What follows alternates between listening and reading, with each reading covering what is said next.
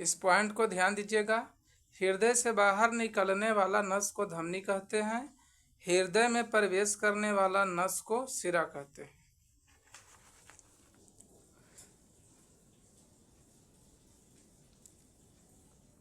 बायां निलय, बायां निलय से रक्त निकलकर धमनी में प्रवेश करता है, धमनी के बाद उसके बाद केशिका में प्रवेश करता है, उसके बाद शिरा में प्रवेश करने के बाद दायां अलिंद में प्रवेश करता है, उसके बाद दायां निलय में प्रवेश करता है, उसके बाद दायां निलय से निकलकर फुफ्फुस धमनी में, जो यहाँ से यहाँ तक नस है इसको फुफ्फुस धमनी बोलते हैं।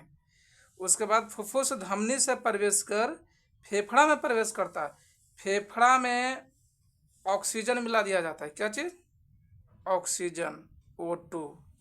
यहाँ पर ऑक्सीजन मिलाने के बाद खून शुद्ध हो जाता है, उसके बाद फेफड़ा से निकल कर खून फुफ्फुस शिरा में जाता है, उसके बाद फुफ्फुस शिरा से प्रवेश बायां अलिंद में करता है, बायां अलिंद में प्रवेश करता है, उसके बाद बायां निलय में प्रवेश करता है, फिर धमनी में प्रवेश करता है। अब चलिए, यहाँ जो फेफड़ा था, सबसे पहले समझिए, ये जो फेफड़ा था, ब्लड फेफड़ा में शुद्ध होता है, तो जो भी ब्लड फेफड़ा से निकलेगा तो शुद्ध रहेगा। अगर यहाँ मान के चलिए फेफड़ा से ब्लड निकला है, तो फेफड़ा से ब्लड निकला है तो उसके बाद इधर जब जा रहा है तो फेफड़ा के बाद क्या मिला? फुसफुस शिरा। तो अगर क्वेश्चन पूछ दिया कि फुसफुस शिरा में कैसा रक्त प्रवाहित होता है, तो क्या आंसर देना है? शुद्ध खून। उसके बाद यहाँ से इसके बाद प्रवेश करता है बायां अलिंद में। अगर पूछ दिया कि बायां अलिंद में कैसा खून प्रवाहित होता है, क्या बोलेंगे? शुद्ध खून। उसके बाद फिर प्रवेश करता है बायां निलय में। अगर पूछ देगा कि बायां निलय में कैसा खून प्रवाहित होता है, क्या बोलेंगे? शुद्ध खून। फिर उसके बाद बायां निलय से निकलकर धमनी में प्रवेश करता है। अगर पूछ देगा कि धमनी में कैसा खून प्रवाहित होता है, क्या बोलेंगे? शुद्ध खून। उसके बाद धमनी से निकलकर ब्लड पूरे बॉडी में प्रवेश करता है और केशिका, शरीर के सबसे पतले नस को केशिका कहते हैं। इसे आँख में देख सकते हैं, आँख का जो पतला नस है उसे हम केशिका कहते हैं। केशिका से निकलकर शिरा में जाता है। अब इसके बाद ब्लड क्या है कि इसमें कार्बन डाइऑक्साइड की मात्रा बढ़ जाता है, जिसको अशुद्ध खून बोलते हैं। शिरा में कौन सा खून रहेगा? अशुद्ध खून। यहाँ तक देखिए, जब तक फेफड़ा तक नहीं पहुँचेगा इसके पहले जो भी खून रहेगा अशुद्ध रहेगा। चलिए, शिरा में कौन सा खून रहेगा? अशुद्ध खून। उसके बाद शिरा के बाद कहाँ जाता है? दायां अलिंद में। दायां अलिंद में कौन सा खून? अशुद्ध खून। दायां निलय में कौन सा खून? अशुद्ध खून। बीच में फुफ्फुस धमनी, इसमें कौन सा खून? अशुद्ध खून। अब चलिए, यहाँ पर कन्फ्यूजन वाला बात है कि फुफ्फुस धमनी में कौन सा खून प्रवाहित होता है? तो अशुद्ध खून। क्यों? क्योंकि ये जो नस है फेफड़ा के पहले है, फेफड़ा के पहले है, तो यह इसमें अशुद्ध खून है। फेफड़ा के बाद जो निकलेगा वह खून न फेफड़ा के बाद शुद्ध होगा।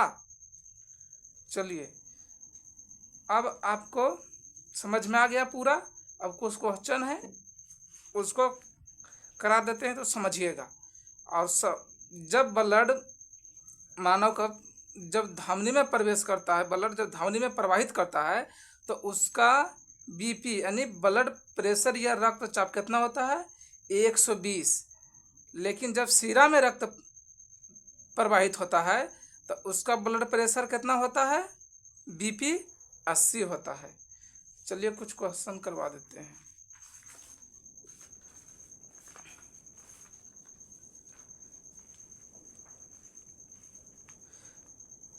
मानव हृदय का कार्य है पूरे शरीर में रक्त को पंप करना या पूरे शरीर में रक्त को पहुंचाना।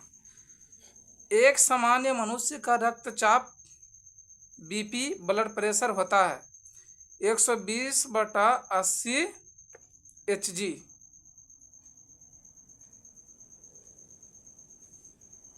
मानव हृदय में रक्त का परिवहन होता है, बायां निलय से निकलकर धमनी में प्रवेश करता है और शरीर के सबसे पतला नस केशिका तक पहुंचता है। इसके बाद रक्त केशिका से निकलकर शिरा में प्रवेश करता है। इसके बाद दायां अलिंद में प्रवेश करता है। दायां अलिंद से दायां निलय में प्रवेश करता है। इसके बाद फुफ्फुस धमनी में प्रवेश करता है। इसके बाद फेफड़ा में प्रवेश करता है।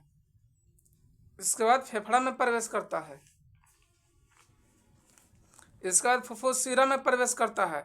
इसके बाद बायां अलिंद में प्रवेश करता है। इसके बाद बायां निलय में प्रवेश करता है। इसके बाद धमनी में प्रवेश करता है। अब चलिए कुछ छोटा छोटा पॉइंट है, इसको समझिए। धमनी में शुद्ध रक्त प्रवाहित होता है। फुफ्फुस धमनी में अशुद्ध रक्त प्रवाहित होता है। शिरा में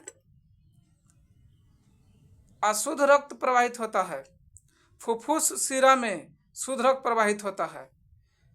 दायां अलिंद दायां निलय में अशुद्ध रक्त प्रवाहित होता है। बायां अलिंद बायां निलय में शुद्ध रक्त प्रवाहित होता है। इसे समझिए, देखिए समझाते हैं। यहाँ पर क्वेश्चन लिखा हुआ है, धमनी में शुद्ध रक्त प्रवाहित होता है। तो धमनी में तो शुद्ध रक्त प्रवाहित होता है, बता दिए थे। फुफ्फुस धमनी में अशुद्ध रक्त प्रवाहित होता है। देखिए फुफ्फुस धमनी है ना, यहाँ पर अशुद्ध रक्त प्रवाहित हो रहा है। अब चलिए फुफ्फुस शिरा में अशुद्ध रक्त प्रवाहित होता है। देखिए शिरा देखिए ए वाला है, इसमें क्या है, अशुद्ध रक्त प्रवाहित होता है। अब चलिए फुफ्फुस शिरा में शुद्ध रक्त, देखिए फेफड़ा के बाद वाला नस है फुफ्फुस शिरा, तो यहाँ पर तो ब्लड शुद्ध हो गया, इसलिए फुफ्फुस शिरा में शुद्ध खून प्रवाहित होता है। अब चलिए बताते हैं, बच्चा यहाँ पर कंफ्यूज होगा। हम एक पॉइंट बताए थे आपको, हृदय से बाहर निकलने वाला नस को धमनी कहते हैं। तो देखिए यहाँ पर हृदय से बाहर जब निकल रहा है नस, तो इसका नाम तो धमनी रख देंगे, लेकिन हम धमनी यहाँ पर निकला था नस, उसको रख देते, इसलिए इसका नाम क्या है, फुफ्फुस धमनी। और उसके बाद फेफड़ा से जो निकला है, अब देखिए फेफड़ा से जो निकला है ये हृदय में प्रवेश कर रहा है।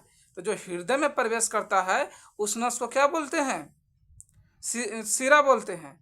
देखिए यहाँ भी प्रवेश कर रहा है तो इसको शिरा नाम दिया गया, और यहाँ से यहाँ तक भी प्रवेश कर रहा है तो इसको शिरा, लेकिन शिरा दो जगह हो गया, इसलिए इसका नाम पड़ गया फुफ्फुस शिरा। समझ गए ने। अब बच्चा यहाँ कंफ्यूज होगा कि सर धमनी में बताए थे कि देखिए केवल धमनी बोलेगा तो धमनी में शुद्ध रक्त प्रवाहित होता है, लेकिन अगर फुफ्फुस धमनी में बोल देगा तो अशुद्ध रक्त प्रवाहित होगा। अगर शिरा में बोल देगा तो शिरा में अशुद्ध रक्त प्रवाहित होता है, लेकिन फुफ्फुस शिरा बोलेगा तो उसमें शुद्ध रक्त प्रवाहित होता है।